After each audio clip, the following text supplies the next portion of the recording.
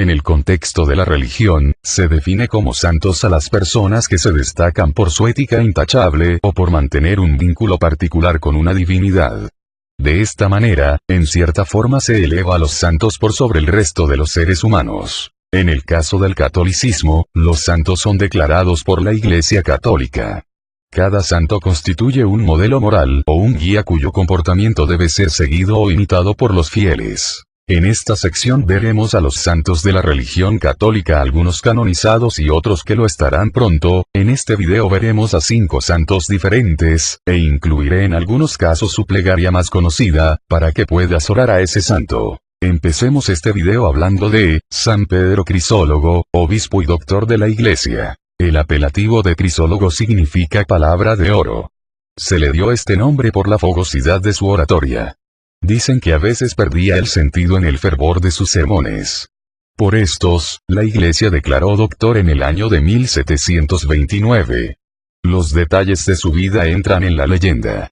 Lo poco cierto que se puede decir de él, es lo siguiente: que nació alrededor del año 380 en Imola de la región de Emilia, Italia, y que formaba parte del clero de la población. El año 424 fue elegido obispo de Ravenna e instruyó a su rey, de la que era pastor celosísimo, con abundantes sermones y escritos. Gozó del favor del emperador Valentiniano III y de su madre, Gaya Plácida, lo mismo que de los papas Sixto y León Magno. El fruto de sus trabajos fue la total extirpación de los restos del paganismo, todavía latente por entonces. Murió en Imola, el 2 de diciembre, probablemente el año 450. Oración. Dios nuestro, que hiciste de San Pedro Crisólogo un predicador insigne del misterio de la Encarnación, por intercesión suya, ayúdanos a comprender cada vez más el amor de nuestro Salvador y a corresponder a él con nuestras obras. Por nuestro Señor Jesucristo. Amén. Continuamos este video hablando de San Ignacio de Loyola, presbítero y fundador de la Compañía de Jesús. Íñigo, llamado después Ignacio, fue hijo de don Beltrán, señor de Oñás y Loyola, y de doña Marina Sáenz de Licona y Balda. Nació en el castillo de Loyola, Azpeitia, de las provincias vascongadas, probablemente el año de 1491. Fue el menor de 11 hermanos. Sirvió como paje del rey católico de España y después se inscribió en la milicia. En ella observaba una vida de soldado desgarrado, según lo dice su autobiografía. En el sitio de Pamplona por los franceses, una batalla de artillería le destrozó una pierna, el día 20 de mayo de 1521. Por la lectura fortuita de la vida de Cristo y de los santos, se sintió movido a cambiar de conducta. Una vez convaleciente de sus heridas, dirigió al santuario mariano de Montserrat. En un pilar inmediato, altar de la Virgen, colgó su espada, pasó toda la noche en vela y oración, dio sus ricos vestidos a un mendigo y, cubierto de sayal, se encaminó a Manresa. 1556. Por espacio de un año vivió en una cueva cercana a la población, pidiendo limosna y haciendo terrible penitencia. Allí escribió el famoso librito de los ejercicios espirituales, aprobado por muchos romanos pontífices, y también experimentó diversos caminos de misticismo y oración.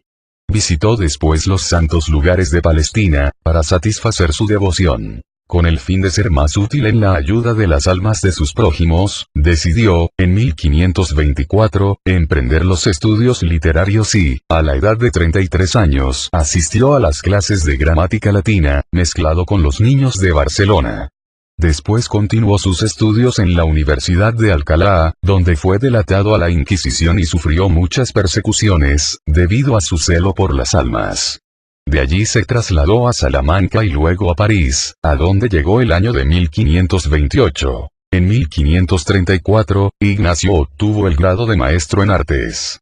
6 estudiantes de teología, Pedro Fabro, Saboyano, Francisco Javier, Navarro, Diego Laínez, de Almazán, Alfonso Salmerón, de Toledo, Nicolás Bobadilla, de la población del mismo nombre, y Simón Rodríguez, portugués, se unieron a Ignacio movidos por sus exhortaciones, y decidieron ir a predicar en Tierra Santa, después de hacer los votos de pobreza y castidad.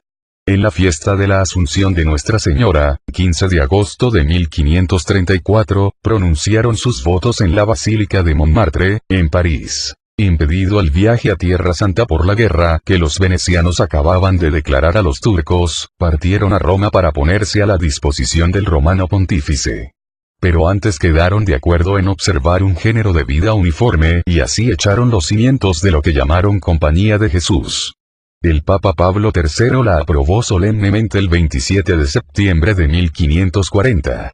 Entre otras cosas, a los 3 votos comunes de los religiosos, añadieron uno especial de obediencia al vicario de Cristo. Ejerció Ignacio un fecundo apostolado con sus escritos y con la formación de discípulos, que habían de trabajar intensamente por la reforma de la Iglesia. En los 15 años que dirigió su orden, la vio crecer desde los 10 miembros primitivos hasta más de 1000, que se esparcieron en 9 países y provincias de Europa, India y Brasil. Fundó el Colegio Romano, modelo de otros colegios, que sería después la famosa Universidad Gregoriana de Roma.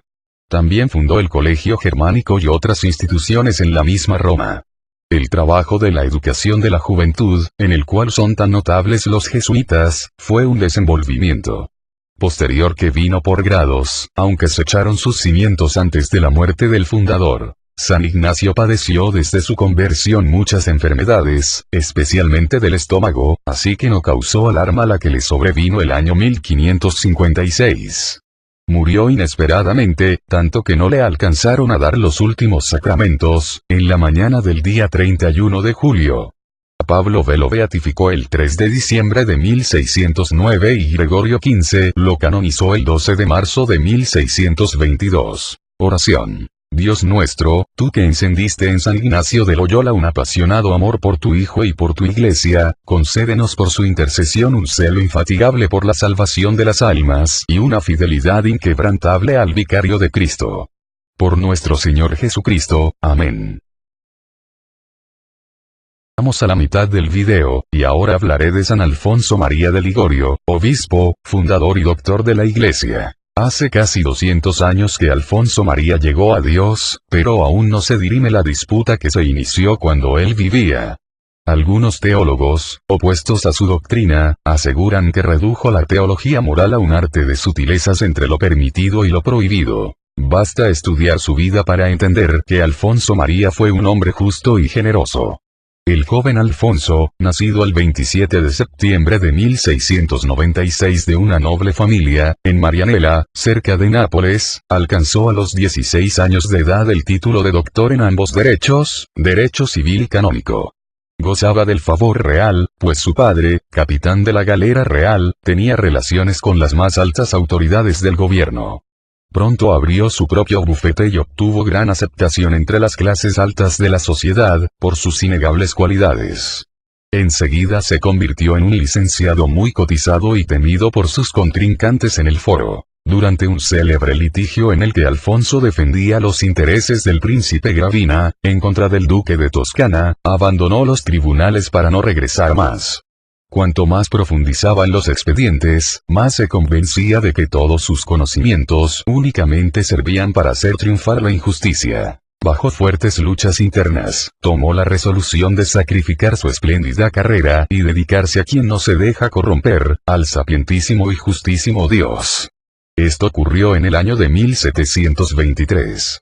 3 años después, el 21 de diciembre de 1726, recibió el orden sacerdotal después de sólidos estudios teológicos. Libremente se convirtió en padre espiritual y compañero peregrino de los campesinos pobres y de los arrendatarios, ya que estas personas descuidadas necesitaban con más urgencia, según su opinión, el amor de un buen pastor, dispuesto a sacrificar todo por ellos. En los primeros 6 años se encontró solo.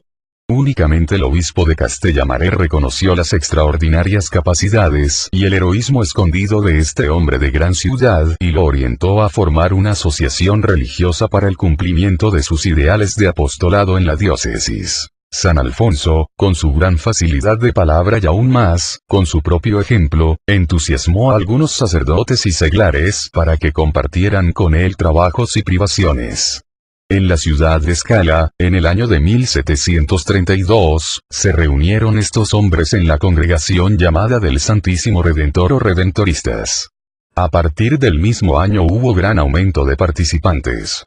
El entusiasmo y el sentido práctico de la joven fundación, atrajo muchos novicios y cuando, en el año de 1743, Alfonso Ligorio fue nombrado superior de la orden, la semilla de Scala ya había producido 100 veces más frutos. No existía un pueblo en el reino de Nápoles, en donde no se hubiera presentado Alfonso María, personalmente, en el púlpito. No obstante, el confesionario le pareció más importante aún que el púlpito. No abandonaba el campo de trabajo sino hasta que toda la comunidad se habla reconciliado con Dios, mediante el sacramento de la penitencia, y él estaba seguro de haber inculcado el valor del camino correcto. Su amor a los campesinos y a los pobres quedó más que demostrado cuando lo eligieron para el arzobispado de Palermo. Alfonso María rechazó este ofrecimiento, y solo por orden del Papa aceptó ser consagrado obispo en un sitio insignificante y pequeño, Santa Ágata de Goti. Durante 13 años realizó las tareas de su cargo eclesiástico, con una perfección que parecía natural en él. Pero interiormente siguió siendo monje y asceta, que diariamente se entregaba a penitencias físicas, renunciando hasta el sueño para redactar folletos catequéticos para el pueblo humilde. Sus escritos y publicaciones fueron una continuación y ampliación necesarias de su actividad misionera. Él se había jurado no dejar pasar ningún momento sin rezar ni trabajar. Por esta razón, cuando se lo permitían los deberes de su cargo o sus frecuentes enfermedades, tomaba la pluma. Así nos regaló la visita al Santísimo Sacramento, las glorias de María y sobre todo su famosa y discutida teología moral, que enseña al confesor el camino intermedio entre la estrechez del jansenismo y el libertinaje. Muchos lo acusaron de relajamiento, pero valientemente supo defenderse, hasta que alcanzó el triunfo. Cansado por tantos problemas y casi paralítico por la artritis, pidió que se le concediera retirarse, a los 80 años, de su cargo de obispo, en medio de acerbas luchas, dentro y fuera de su congregación. Dios le otorgó una muerte tranquila, el de agosto de 1787. La Iglesia lo elevó a la dignidad de patrono de los confesores en el año de 1950. Oración. Dios nuestro, que haces surgir constantemente en tu Iglesia ejemplos admirables de santidad, concédenos imitar la amorosa preocupación de San Alfonso por la salvación de todos los hombres y alcanzar, con su ayuda, la felicidad eterna. Por nuestro Señor Jesucristo. Amén. Continuando con los santos, en este momento te hablaré de San Eusebio, obispo. La principal razón para conservar la memoria de este santo obispo en el calendario universal de la Iglesia, estriba en su decisión de defender la integridad de la fe y de no dejarse intimidar por la fuerza brutal del Estado, representado entonces por el emperador Constancio. Después de 3 siglos de larga persecución pagana, la Iglesia había recobrado la libertad por medio de Constantino. Bajo su hijo Constancio surgió una nueva persecución a causa de la herejía del arrianismo, que negaba la divinidad de Cristo. Esta había sido solemnemente formulada por el Concilio Ecuménico de Nicea en el 325. El defensor más valiente de esta fe, en el oriente, era el obispo Atanasio de Alejandría. En occidente surgieron 2 figuras: el Papa Liberio y Eusebio, el obispo de Vercelli, en Italia del norte. El arrianismo pudo propagarse por la coacción externa del emperador Constancio, influido por la emperatriz. A instancias del Papa, el obispo Eusebio convocó un concilio en Milán en el 355, para reconfirmar la doctrina católica del concilio de Nicea y para rehabilitar al obispo Atanasio, ya desterrado por el poder civil, y a muchos otros obispos católicos perseguidos. Eusebio y el obispo de Cagliari rechazaron en Milán, delante del emperador, la presión del Estado en contra del obispo Atanasio y su injerencia en los asuntos puramente eclesiásticos. Eusebio puso el credo de Nicea en la mesa y exigió que todos lo firmaran antes de seguir adelante. El emperador se impuso apoyados por los arrianos, gritando: «El credo se define según mi voluntad». Poco faltó para que mandara matar al propio Eusebio. Después hizo llevar atado al valiente obispo por las calles de Vercelli y rumbo al destierro. Durante 7 años llevó esta cruz, primeramente en el Cáucaso, después en Capadocia y por fin en los desiertos de Egipto. Allí tuvo la suerte de encontrar al obispo confesor Atanasio. Con la muerte de Constancio, nuestro santo pudo regresar a Vercelli. En su trabajo personal se hizo famoso al introducir por vez primera la vida común de los sacerdotes de una zona pastoral en su compañía. Este ejemplo movió más tarde a San Agustín para imitarlo en su diócesis de Hipona. Uno de los puntos centrales que trató el Papa Juan Pablo II en Puebla, se refiere a la proclamación de la verdad acerca de Cristo, sobre todo en los momentos de desorientación. En su discurso encontramos las palabras que dijo San Hilario, contemporáneo de San Eusebio, en pleno siglo IV: yo digo la verdad para que sea conocida de todos. No puedo callarme y ser causa de la desorientación que sufrimos de la misma manera, dice Juan Pablo II, tampoco vosotros, obispos de nuestros días, podéis callar cuando surjan estas confusiones. Oración. Señor, Dios nuestro, que otorgaste a San Eusebio una gran fortaleza para defender la divinidad de tu Hijo, concédenos perseverar firmes en la fe que él predicó y participar de la misma vida de Cristo, el cual vive y reina contigo. Amén. Finalizar este video, ahora te hablaré de San Juan María Vianney, el santo cura, patrono de los párrocos. Algunos teólogos modernos se extrañan de que San Juan María Vianney haya sido declarado por Pío XI patrono de los párrocos. En efecto, piensan ellos, ¿qué tiene que ver un cura moderno con un cura como ese, quien creía en apariciones demoníacas y estaba obsesionado contra los bailes populares, además de haber quedado traumado por la Revolución Francesa, y que ejerció su ministerio en un medio rural arcaico, actualmente inexistente en Europa y Norteamérica? Pues lo primero que tiene que ver un cristiano moderno, decimos nosotros, sea cura o no cura, con el santo párroco de Ars, es su espíritu de oración y contemplación. Él fue un modelo de intensa y continua oración. Cumplió fielmente el dicho del Evangelio: es menester orar sin desfallecer. De su espíritu y práctica de oración sacó fuerzas, como él mismo lo confiesa, para auxiliar a los párrocos impedidos de otras jurisdicciones, ausentes o enfermos. Fue un hombre hondamente generoso que nunca vivió para sí mismo, sino para auxiliar, socorrer y ayudar a cuantos necesitados a él acudieran. Recordemos algunos datos de su vida. Nuestro santo nació en Dardilly, cerca de Lyon, Francia, el 8 de agosto de 1786, de padres pobres, que lo dedicaron al trabajo del campo y al pastoreo. Su párroco, advirtiendo la piedad carismática del muchacho, lo envió sucesivamente a los seminarios de Verrières y de Lyon. Académicamente, Juan no fue un estudiante brillante, pero en piedad y caridad era el modelo de todos los seminaristas. Se ordenó sacerdote, el año de 1815. Por 3 años sirvió como vicario cooperador en la parroquia de Cury y por 41 años en el curato de Ars, villa insignificante, pero de estragadas costumbres, en la que el lema de la revolución libertad, igualdad, fraternidad, daba lugar a una lamentable corrupción popular. Vianney no era enemigo de la libertad, ni de la igualdad ni de la fraternidad, pero las entendía como las proclamó Cristo, fundadas todas ellas en el genuino amor de Dios y del prójimo, y basadas, por tanto, en suma humildad. Pues no es posible amar a los enemigos y hermanarse con ellos, sino sobre la base de una honda y humilde abnegación de sí mismo. Por eso, Juan María corrigió prudentemente y pacientemente a sus feligreses, hasta hacer de su parroquia un modelo para Francia y para el mundo católico. El P. Vianney no estuvo nunca traumado por la Revolución Francesa, como lo demuestra la recta y cristiana interpretación que dio a los ideales de la misma, bautizándolos y enderezándolos hacia un mejor conocimiento de Dios y bien del prójimo. Sufrió persecuciones del enemigo de las almas. Lógicamente el teólogo moderno que, contra las enseñanzas del Evangelio y de la Iglesia niega la existencia de Satanás, se burlará del cura de Ars. Pero el verdadero problema quizá consista en saber si las costumbres de ese teólogo no son precisamente una burla de su pretendido cristianismo. El cura de Ars ejerció tan eficazmente su ministerio en el medio rural de su parroquia, que hasta ilustres personalidades de las capitales de Europa acudían a él. Se estaba convirtiendo en el cura de Europa y América. A su confesionario, que llegó a atender hasta durante 18 horas al día, acudían toda clase de celebridades. ¿Cuál era su secreto?